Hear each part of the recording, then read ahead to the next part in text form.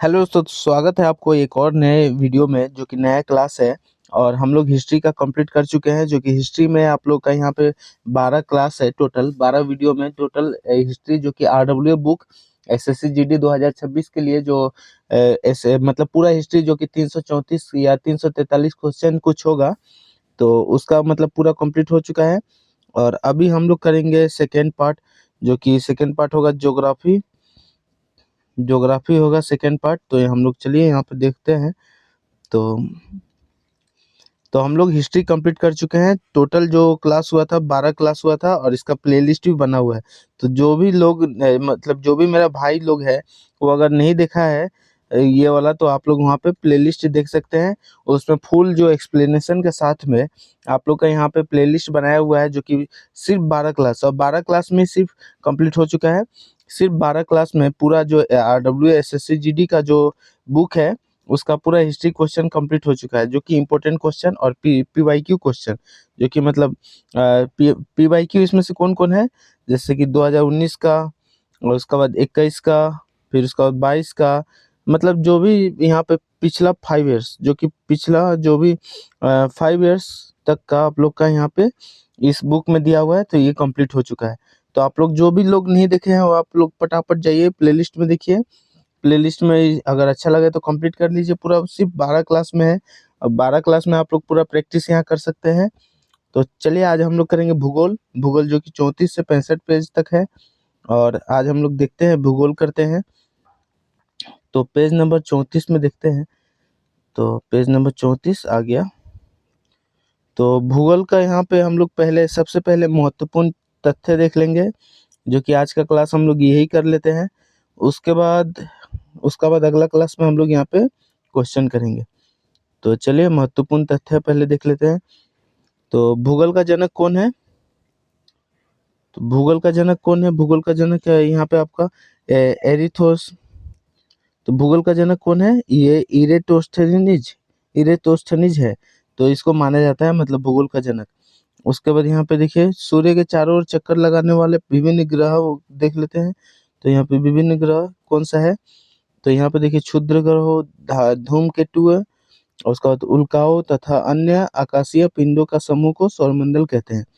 सौरमंडल की खोज किसने किया था? तो इसका आंसर हो जाएगा कोपरनिकस। सौरमंडल का खोज कोपरनिकस ने किया था। और यहाँ पे सूर्य जो है सौरमंडल का प्रधान है सूर्य। सन मतलब सन जो है वो सौरमंडल का प्रथम है, मतलब प्रधान है। उसके बाद सूर्य के केंद्र देख लेते हैं। तो सूर्य का केंद्र का तापमान, ये सब क्वेश्चन बनता है, लेकिन सूर्य का केंद्र का तापमान जो कि 15 मिलियन डिग्री सेल्सियस है। 15 मिलियन डिग्री सेल्सियस है सूर्यमंडल का तापमान। सूर्य अपने अक्ष पर पूर्व से पश्चिम की ओर घूमता है, मतलब सूर्य पूर्व से पश्चिम की ओर घूमता है। सूर्य की ऊर्जा का स्रोत नाभिकीय संलयन है। सूर्य की ऊर्जा का स्रोत नाभिकीय संलयन है। सूर्य की ऊर्जा का स्रोत नाभिकीय संलयन है। और सूर्य के प्रकाश को पृथ्वी तक पहुंचने में लगभग 8 मिनट का समय लगता है। तो यहाँ पे देखिए 8 मिनट का समय, 8 मिनट 20 सेकंड का समय लगता है, यहाँ पे आप लोग देख सकते हैं। उसके बाद सूर्य हमारी पृथ्वी से 109 गुना बड़ा है। तो सूर्य हमारी पृथ्वी से 109 गुना बड़ा है। और सूर्य के बाद पृथ्वी का सबसे निकट का तारा जो कि प्रोक्सिमा सेंचुरी है, यहाँ पे देखिए देख लीजिए। उसके बाद पुच्छल तारे, जो कि पुच्छल तारे की पूंछ हमेशा सूर्य की विपरीत दिशा में होती है। तो पुच्छल तारे की पूंछ हमेशा सूर्य की विपरीत दिशा में होती है। उसके बाद हेली नामक पुच्छल तारा 76 वर्षों बाद दिखाई देता है। तो यहाँ पे हेली कौन सा नामक, तो 76 वर्ष, कौन सा नामक? हेली नामक जो है वो 76 वर्ष बाद दिखाई देता है। और वर्ष 1986 में दिखाई दिया था, ठीक है। वर्ष ये 1986 में दिखाई दिया था, और अगली बार यह वर्ष 2062 में दिखाई देगा। तो 76 वर्ष कौन सा? तो हेली नामक। और यहाँ पे और देख लेते हैं। क्षुद्र ग्रह मंगल व बृहस्पति की कक्षाओं के बीच कुछ घंटों में कुछ छोटे छोटे आकाशीय पिंड होते हैं। और पार्थिव या आंतरिक ग्रह जो कि बुध, शुक्र, पृथ्वी तथा मंगल बाहरी या यहाँ पे देख लेते हैं बाहरी या जेविनय ग्रह जो कि बृहस्पति, शनि, अरुण तथा वरुण है। तो बुध सूर्य के सबसे नजदीक स्थल जो कि सौरमंडल का सबसे छोटा ग्रह है, कौन सा है? बुध। और यह सूर्य की परिक्रमा सबसे कम समय में करता है, कौन करता है? तो बुध। कितना में करता है? 88 दिन में कंप्लीट कर लेता है। बुध तथा शुक्र ऐसे ग्रह है जिनका कोई उपग्रह नहीं है। तो कौन सा? बुध और शुक्र ग्रह का कोई उपग्रह नहीं है। शुक्र ग्रह सबसे चमकीला तथा सबसे गर्म ग्रह होता है। शुक्र ग्रह सबसे चमकीला तथा सबसे गर्म ग्रह होता है। और इसे सांझ की तारा व भोर का तारा भी कहा जाता है। तो किसको? सूर्य ग्रह का। और मतलब शुक्र ग्रह को भोर का तारा और सांझ का तारा भी कहा जाता है। इसे पृथ्वी की बहन तथा जुड़वा ग्रह भी कहा जाता है। तो किसको कहते हैं? शुक्र ग्रह को कहते हैं, क्योंकि यह घनत्व, आकार व व्यास में पृथ्वी के समान है। तो कौन सा? शुक्र ग्रह। पृथ्वी आकार में पांचवा सबसे बड़ा ग्रह है तथा पार्थो ग्रह है। तो ये कौन है? तो सबसे बड़ा है, वही सूर्य से सबसे दूरी कम में तीसरे स्थान पर है। कौन है? पृथ्वी। पृथ्वी का एकमात्र प्राकृतिक उपग्रह कौन है? चंद्रमा। पृथ्वी को सूर्य का एक चक्कर लगाने में लगे समय और सौर वर्ष है। मतलब यहाँ पे देख लेते हैं, तो ये सौर वर्ष कहते हैं। वार्षिक गति के कारण यह पृथ्वी पर ऋतु ऋतु परिवर्तन होती है। तो वार्षिक गति के कारण पृथ्वी पर ऋतु परिवर्तन तथा दिन बड़ा व छोटा होता है। दिन रात का छोटा बड़ा होना है, यही कारण है। जल का उपस्थिति के कारण पृथ्वी को नीला ग्रह भी कहा जाता है। जल का उपस्थिति के कारण पृथ्वी को नीला ग्रह भी कहा जाता है। चंद्रमा को जीवाश्म ग्रह भी कहा जाता है। चंद्रमा को जीवाश्म ग्रह भी कहा जाता है। पृथ्वी से चंद्रमा की 59% भाग को देख सकते हैं। पृथ्वी से चंद्रमा को 59% भाग को देख सकते हैं। चंद्र प्रकाश पृथ्वी तक पहुंचने में लगभग 1.3 सेकेंड का समय लेता है। तो 1.3 सेकेंड में यहाँ पे चंद्र प्रकाश पृथ्वी तक पहुंच जाता है। और चंद्रमा की परिश्रमण तथा परिक्रमण अवधि लगभग 27 दिन 8 घंटे है। 27 दिन 8 घंटे है। चंद्रमा की परिभ्रमण तथा परिक्रमण अवधि लगभग 27 दिन से 8 घंटे है। चंद्रमा की गुरुत्वीय क्षेत्र पृथ्वी के गुरुत्वीय क्षेत्र का 1.6 भाग है। 1.6 भाग है। अगर मान लीजिए 1.6 भाग है, तो यहाँ पे एग्जांपल देते हैं। अगर यहाँ पे देखिए, अगर पृथ्वी का यहाँ पे 12 होगा गुरुत्वीय क्षेत्र, तो यहाँ पे इसका 2 होगा। ठीक है, तो ये 1.6 भाग है। जैसे अगर पृथ्वी का मान लीजिए 12 है, तो इसका 1.6 कितना हो जाएगा? तो 2 हो जाएगा। तो इस टाइप का होता है 1.6।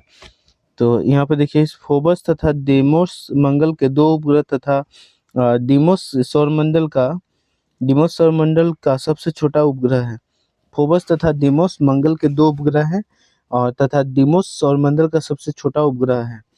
बृहस्पति सौरमंडल का सबसे बड़ा और भारी ग्रह है। बृहस्पति सौरमंडल का सबसे बड़ा और भारी ग्रह है। यह अपने अक्ष पर लगभग 9 घंटे 56 मिनट में एक चक्कर लगाता है। बृहस्पति दूसरा सर्वाधिक उपग्रहों वाला ग्रह है। इसके कुल उपग्रह का संख्या 95 है। बृहस्पति का पलायन वेग जो कि 59.6 किलोमीटर सेकेंड पर सेकेंड जो भी ग्रहों में सर्वाधिक है। बृहस्पति तारा एवं ग्रहों दोनों के गुणों से युक्त है, इसलिए इसे लघु सौर तंत्र भी कहते हैं। बृहस्पति का उपग्रह गैनीमेड सौरमंडल का सबसे बड़ा उपग्रह है। शनि ग्रह के चारों ओर वलय जो कि मोटी प्रकाश वाली कुंडली है, जिनकी संख्या 7 है। टाइटन शनि का उपग्रह है, जो सौरमंडल का दूसरा सबसे बड़ा उपग्रह है। टाइटन उपग्रह पर पृथ्वी के समान वायुमंडल है। शनि का घनत्व 0.7 ग्राम मीटर घन से सेंटीमीटर है, जो सभी ग्रहों में सबसे कम है। शनि ग्रह को उपग्रहों की संख्या 146 है। अरुण ग्रह आकार में तीसरा सबसे बड़ा ग्रह है तथा सूर्य से दूरी के अनुसार 7वां स्थान है। यह अपने अक्ष पर पूर्व से पश्चिम की ओर घूमता है। अक्षीय झुकाव अधिक होने के कारण इसे लेटा हुआ ग्रह भी कहा जाता है। वरुण ग्रह आकार में चौथा तथा सूर्य से दूरी के कम 8वें स्थान पर है। इस ग्रह के चारों ओर मीथेन गैस के बदलाव छाए हुए हैं। इसे सूर्य की परिक्रमा तथा लगभग 160 वर्षों लगते हैं, मतलब 165 वर्ष लगते हैं। यह सर्वाधिक ठंडा ग्रह है। तो कौन सा? वरुण। जब पृथ्वी सूर्य के जब पृथ्वी सूर्य के सबसे पास होती है तो उस पर कौन कहते हैं ऐसा 3 जनवरी होता है? जब पृथ्वी सूर्य से अधिकतम दूरी पर होते ही है जब पृथ्वी सूर्य से अधिकतम दूरी पर होती है तो उसे अवसर अवसर के की स्थिति में 7 जुलाई होती है।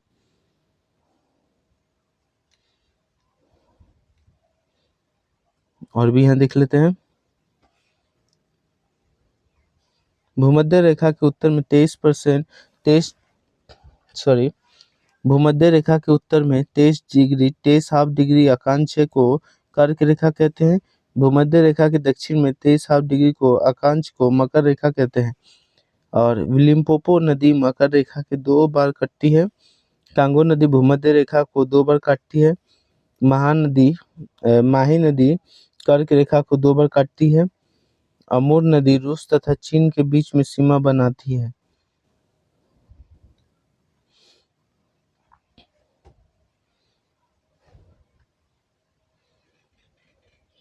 विक्टोरिया जलप्रपात तथा करीब बांध जो कि जाम्बेजी नदी की स्थित है। तो मिसिसिपी नदी द्वारा बनाया गया डेल्टा पक्षी के पंजे जैसा है। विक्टोरिया झील से निकलने वाली झील नदी विश्व की सबसे लंबी नदी है। अमेजन नदी का आयतन दृष्टि से विश्व की सबसे बड़ी एवं लंबाई में विश्व की दूसरी सबसे लंबी नदी है। अमेजन नदी आयतन की दृष्टि से सबसे बड़ी एवं लंबाई में शिव की दूसरी सबसे लंबी नदी है। राइन नदी को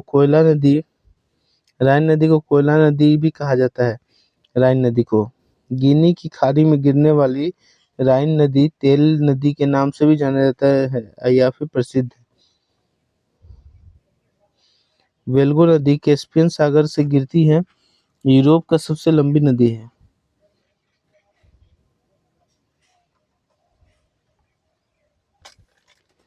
विक्टोरिया जलप्रपात तथा करीबा बांध जिम्बाब्वे नदी पर स्थित है।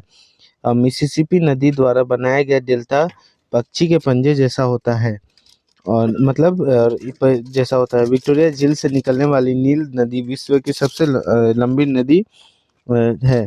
अमेजन नदी आयतन की दृष्टि से विश्व की सबसे बड़ी एवं लंबाई में विश्व की दूसरी सबसे लंबी नदी है। राइन नदी को कोयला नदी भी कहा जाता है। राइन नदी को कोयला नदी भी कहा जाता है। और गिनी की खाड़ी में गिरने वाली राइन नदी तेल नदी के नाम से भी जाना जाता है और प्रसिद्ध है। वोल्गा नदी, तो यहाँ पे देखिए वोल्गा नदी कैस्पियन सागर में गिरती है। यह यूरोप की सबसे लंबी नदी है। और मर्रे डार्लिंग नदी ऑस्ट्रेलिया की सबसे बड़ी नदी है। धरातल का वह भाग जो अपने आसपास के स्थल से ऊंचा तथा उसका शीर्ष भाग चौड़ा व सपाट होता है, यह पठार कहलाता है। तो इसका यहाँ पे कहलाता है। विश्व का सबसे अधिक ऊंचा पठार तिब्बत का पठार है और इसकी औसत ऊंचाई जो कि 4500 मीटर है। विश्व का दूसरा सबसे ऊंचा पठार जो कि बोलीविया का पठार है।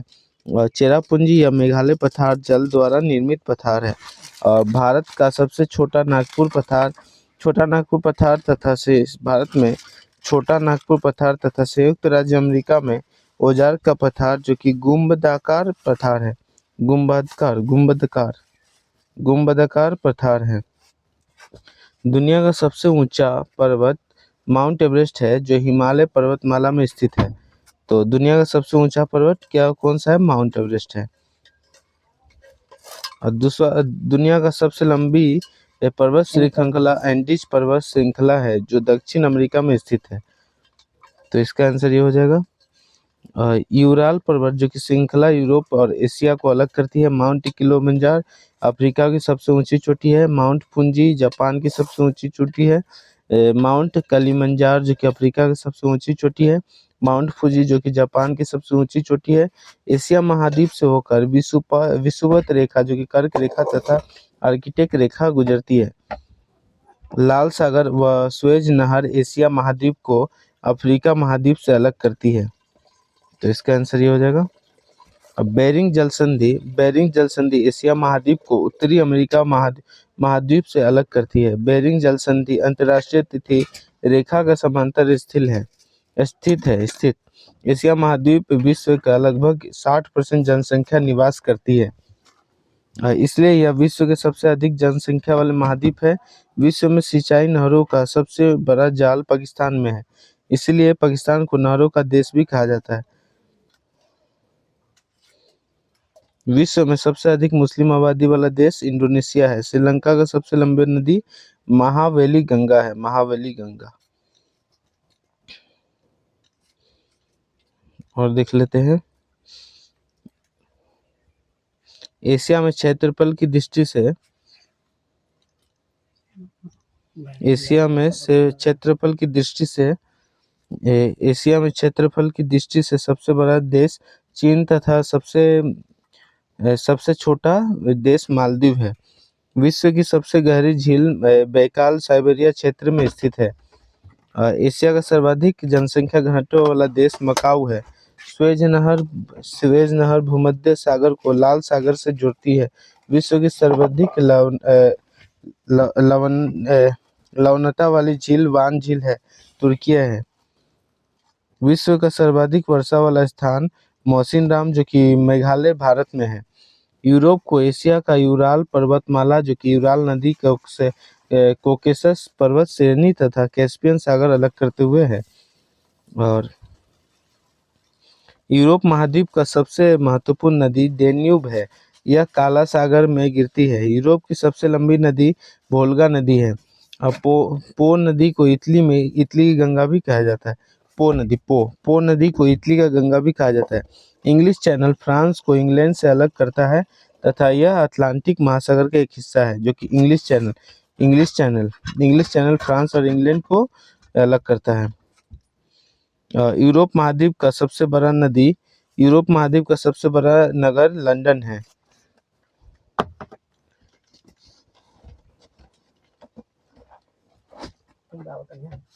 उत्तरी अमेरिका महाद्वीप क्षेत्रफल की दृष्टि से तीसरा तथा जनसंख्या की दृष्टि से चौथा बड़ा महाद्वीप है।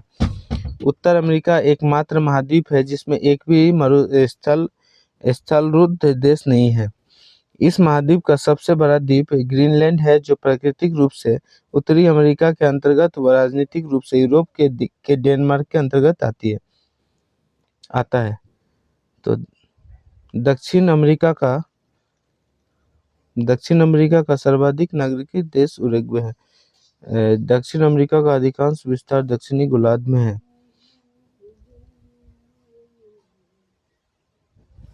दक्षिणी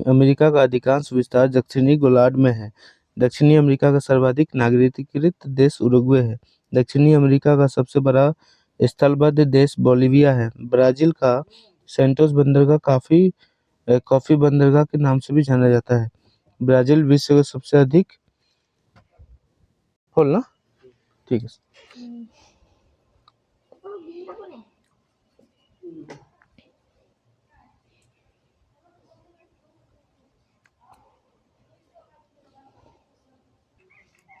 तो दोस्तों थोड़ा काम आ गया था, तो हम लोग अभी भूल चुके हैं कि कहाँ तक हम लोग कंप्लीट किए थे। तो चलिए हम लोग दक्षिण अमेरिका से फिर से कंप्लीट करते हैं।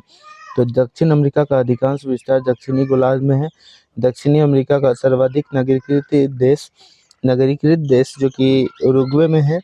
दक्षिण अमेरिका का, एक मिनट चेक कर लेते हैं। दक्षिणी अमेरिका का सबसे बड़ा स्थलबद्ध देश बोलिविया है।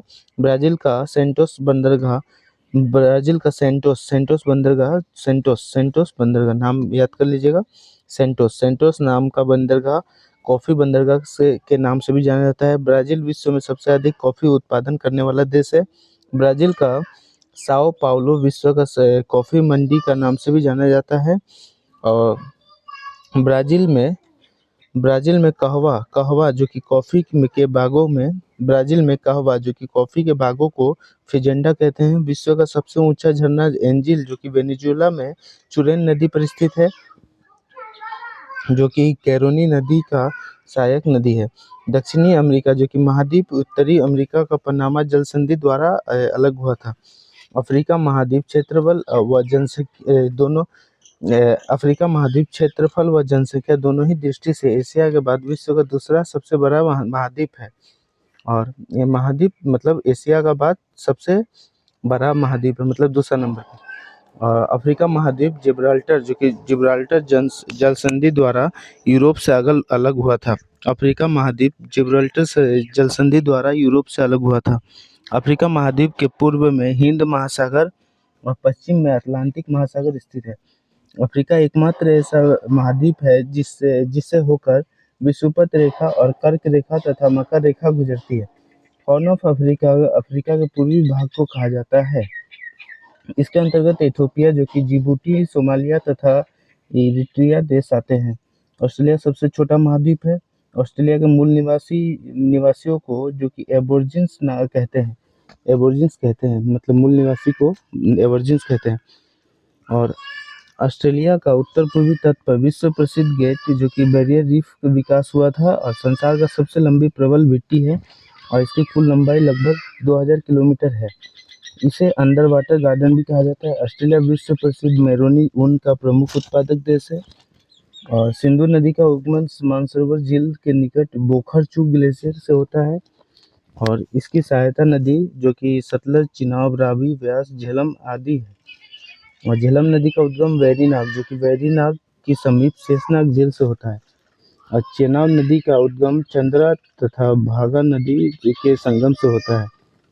और सिंधु का सबसे बड़ी सहायक नदी है, यहाँ पे हम लोग देख लेते हैं। तो सिंधु का सबसे बड़ा सहायक नदी सतलज नदी चिनाब की सहायक नदी है। उसका उद्गम मानसरोवर झील के समीप राकसताल झील से होता है। और भाखड़ा नागल बांध सतलज नदी पर बनाया गया है। भाखड़ा नागल बांध सतलज नदी पर बनाया गया है।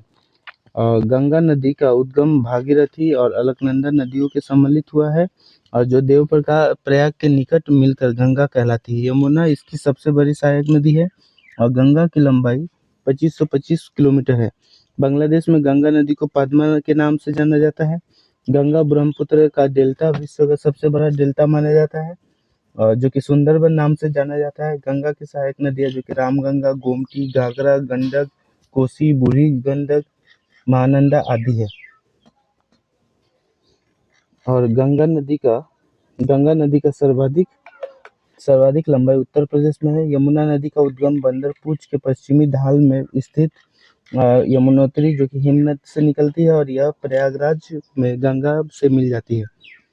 और यमुना की सहायक नदियाँ चंबल, सिंध, बेटवा, केन आदि है। ब्रह्मपुत्र नदी का उद्गम मानसरोवर झील के निकट कैलाश श्रेणी के चेमायुंडुंग हिमानी से होता है। ब्रह्मपुत्र नदी का तिब्बत में नाम सांगपो नाम से है और लोहित तथा दिबांग के मिलने के बाद इस नदी का नाम ब्रह्मपुत्र पड़ा, जो कि यहाँ पे ब्रह्मपुत्र पड़ा लोहित और दिबांग का मिलने के बाद। तो ब्रह्मपुत्र नदी को बांग्लादेश में जमुना के नाम से जाना जाता है। ब्रह्मपुत्र की सहायक नदियाँ दिबांग, लोहित, सुबनसिरी, कामेंग, मानस, तीस्ता, धुबरी आदि है। नर्मदा नदी का उद्गम मैकाल पर्वत श्रेणी के अमरकंटक पहाड़ी से मध्य प्रदेश में होता है। नर्मदा नदी जो कि अमरकंटक में होता है, मतलब अमरकंटक पहाड़ी से मध्य प्रदेश में होता है।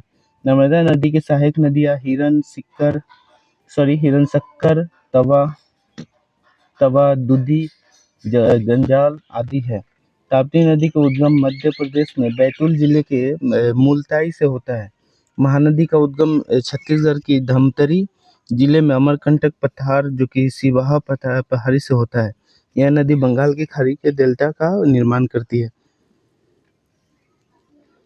उसके बाद गोदावरी नदी का उद्गम महाराष्ट्र के नासिक जिले में जो कि त्र्यंबकेश्वर पहाड़ी से होता है। गोदावरी नदी प्रायद्वीपीय भारत की सबसे लंबी नदी है और गोदावरी नदी को दक्षिण गंगा के नाम से भी जाना जाता है। कृष्णा नदी का उद्गम जो कि महाराष्ट्र में स्थित महाबलेश्वर की पहाड़ियों से होता है।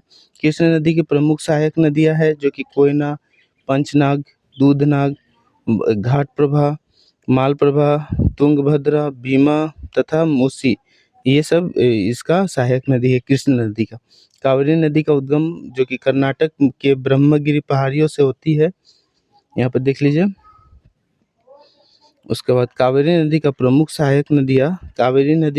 सहायक नदियाँ जो कि हेमावती, लोकापावनी, सिमसा व अर्कावती है। तो हम लोग दोस्तों यहाँ पे जो महत्वपूर्ण क्वेश्चन था वो सब कंप्लीट कर चुके हैं, और अब हम लोग ऑब्जेक्टिव जो है वो अगला क्लास में देखेंगे, जो कि भारत का भूगोल, जो कि ऑब्जेक्टिव जो इम्पोर्टेंट ऑब्जेक्टिव है और जो पीवाईक्यू ऑब्जेक्टिव है वो सब हम लोग कल करेंगे। तो आशा करता हूँ आपको ये सब वीडियो अच्छा लगा होगा। वीडियो अच्छा लगा तो वीडियो को लाइक करें, चैनल को सब्सक्राइब करें, और इसका मैं पीडीएफ बना दूंगा, इसका मैं ये बना दूंगा पीडीएफ। तो आपको यहाँ पे जॉब्स हंट बाय निखिल जो चैनल का नाम है वो आप सर्च कीजिएगा, टेलीग्राम पे तो मिल जाएगा। और इसको मैं यहाँ पे ये जो आपका यहाँ पे है तो इसको मैं प्लेलिस्ट बना दूंगा। प्लेलिस्ट जैसे हिस्ट्री का बना हुआ है, और हिस्ट्री का भी प्लेलिस्ट है, और हिस्ट्री का जो भी एसएससी जीडी 2026 का आरडब्ल्यू बुक में जो हिस्ट्री का कंप्लीट यहाँ पे सॉल्यूशन करा दिया हूँ। तो फिर मिलता है अगली वीडियो में। चलिए, धन्यवाद। फिर मिलते हैं अगली वीडियो में।